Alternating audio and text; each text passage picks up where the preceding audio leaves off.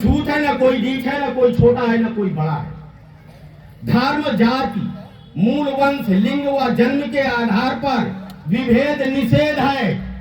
यानी जाति के आधार पर, धर्म के आधार पर, लिंग के आधार पर, मूल वंश के आधार पर, स्थान के आधार पर कोई आदमी किसी के साथ भेदभाव नहीं कर सकता है, ये भारत का संविधान कहता है। लेकिन आज भी हम लोग जातियों के नाम से हम लोगों के साथ भेदभाव किया जाता है।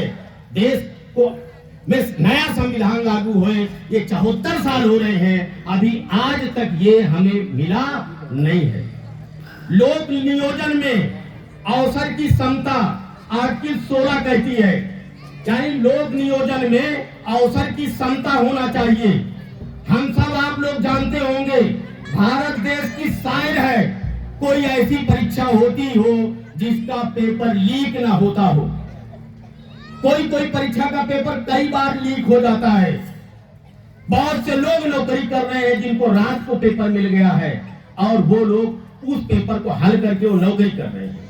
तो कैसे समान अवसर लोगों को मिलेंगे? अस्पृश्यता का अंत होना चाहिए, आर्टिकल 18 कहती है। अस्पृश्यता का यानी छुआछूत का अंत होना चाहिए।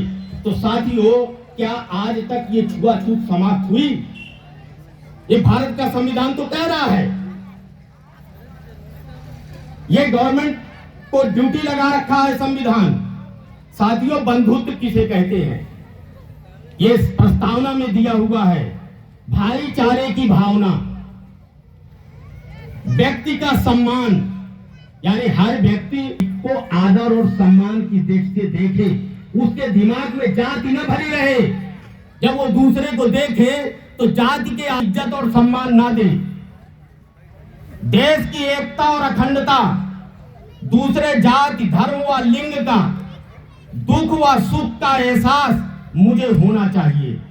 वो अगर दूसरे वर्ण का है, जाति का है, धर्म का है, लिंग है, अगर उसको दुख है तो उसका दुख मुझे महसूस होना चाहिए, उसका सुख मुझे महसूस होना चाहिए। यह भारत का संविधान कहता है। यहाँ तो जाति के आधार पर आप देखते हैं कि लोगों के मुंह में पेशाब कर दिया जाता है।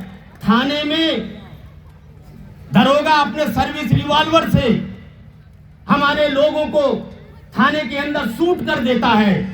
यहाँ पर लोग जेल में सुरक्षित नहीं है।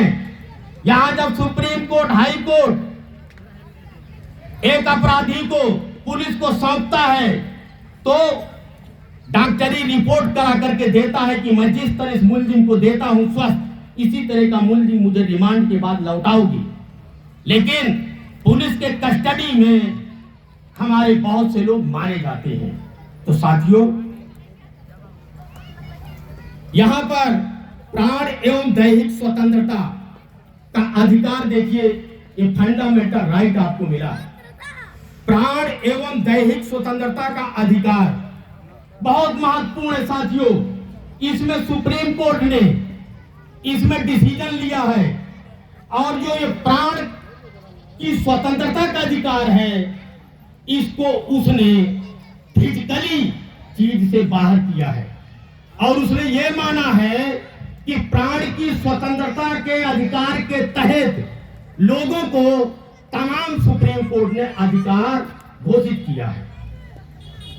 26 अधिकार हैं जो 21A आर्टिकल के तहत दिए गए हैं। जरा इनको देखिए साथियों, अगर आप इनको समझते हैं तो आपका मस्तिष्क उबलने लगेगा, आपके अंदर ज्वाला धड़कने लगेगी। इस देश में हो क्या रहा है? भारत का संविधान कुछ कह रहा है और देश चलाया कैसे जा रहा है? साथियों, मानवीय प्रतिष्ठा के साथ जीने का अधिकार इस भारत देश में, ये फंडामेंटल राइट है आपका।